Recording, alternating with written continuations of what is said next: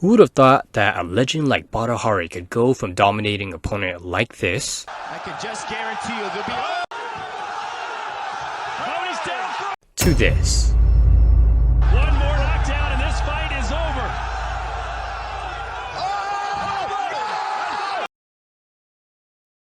Much close range is just. Badr was consistently knocking down Arkadiusz Wrzosek with body shots and slamming his guard with good power. However, there was a technical story of this fight that may have foreshadowed why Badr got knocked out. If you're interested in the more technical side of combat sports with an emphasis on tactics, stay tuned because I'm going to reveal what I discovered when I analyzed how the story of the fight played out. It's an interesting clash that showed their signature moves and their habits. Right out of the gate, Badr pressed forward looking to pick at Wrzosek's defenses. Many of his kicks were thrown from range uncontested, but as the fight went closer into range, that's when things started to get really interesting and things started to turn up. Wrzosek kept a high guard for the most part of the fight, and this was a great tool, but it was also one of his greatest detriments at the same time. There were some benefits to how Wrzosek would shell up.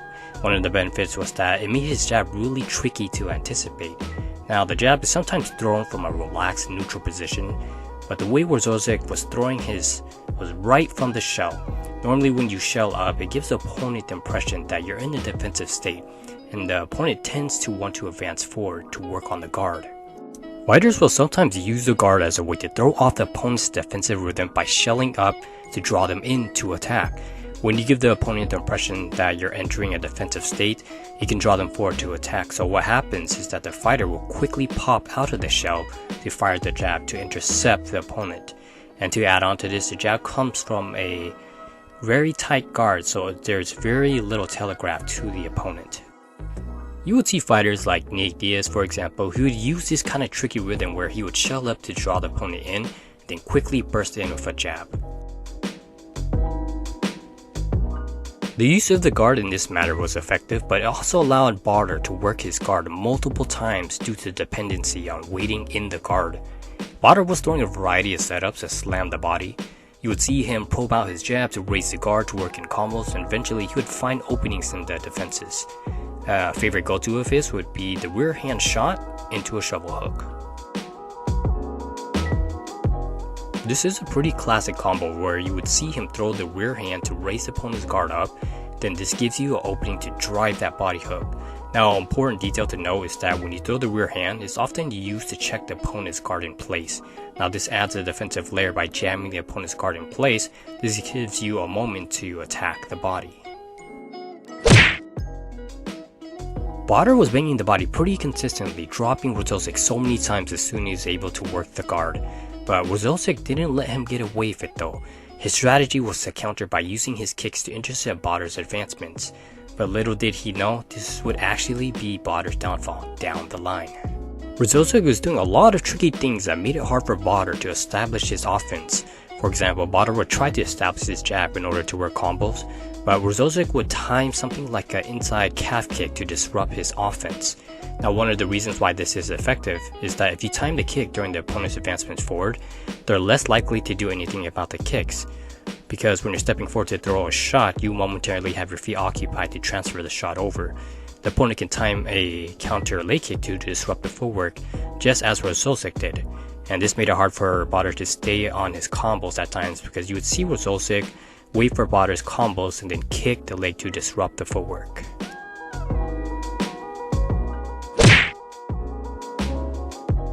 It looked as though Wrzosek was looking to mostly work off of what Badr was feeding him, and he didn't really lead us much. We probably saw like one combo or so that was really nice, but overall it was a pretty interesting technical back and forth because Badr was looking to work the guard in order to breach Wrzosek's defenses, but Wrzosek was looking to wait for Badr in order to breach his defenses by counter-striking.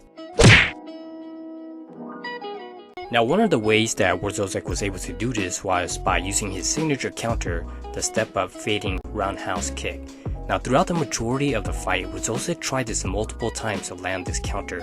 One of the reasons why this counter is effective is because of the tricky timing and the range. So here, Badr's gonna strike in the punching range in this red circle, and then you're gonna see Wrzosek do a step-up body kick. Watch his head actually moves outside of the punching range, so Badr can no longer punch him. Then you see he tries, and then Wrzosek lands a body kick.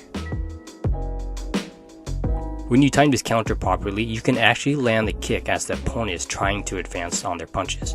You won't be able to keep the guard in place because they're going to be using their punches to get through, but as you fade back, you can actually connect to the opening spot. After numerous attempts of throwing the fading roundhouse kick, he finally managed to connect the shot after a barrage of punches from Badr. Now, Wrzosek waited for Badr to come in, then he faded back outside of Badr's punching range. He flicked a kick, but Badr actually left the opening gap near the top of his head, and then he ends up eating the shot, then goes down. So do keep in mind that Wrzosek was landing his fade back kick a lot by throwing both to the body and to the head. Now this made it really hard for Badr to anticipate where the kick was coming until the last kick came. Now he tried to parry the kick, but he left too much of a gap opening up high, and that's where he got caught. Wrzosek was actually able to land this kick early on too. And in the end, it looks like Badr might have guessed wrong where the kick was coming, and he paid the ultimate price. This apparently was something that Wrzosek planned to do, or was at least training to do, but I'll let him explain. Now, I'm waiting for him, really. And I knew that I have to wait for him.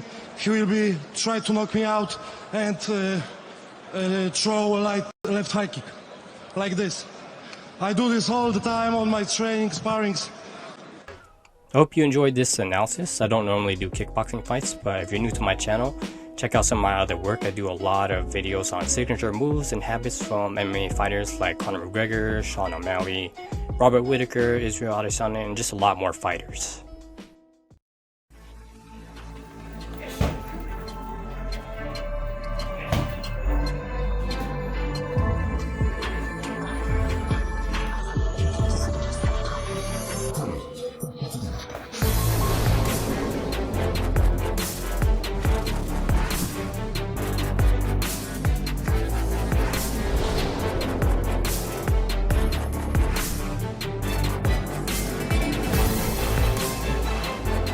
Hey everybody, I appreciate all the support that you've been giving, and if you like this work, please subscribe for more technical breakdowns in the future. I do have a WordPress page, so if you want to go check that out, you probably can. There's a lot more analysis on there that's not quite on this channel, so do make sure to bookmark that page just in case. You can also email me with the information that's down in the description. Alright everybody, have a nice day.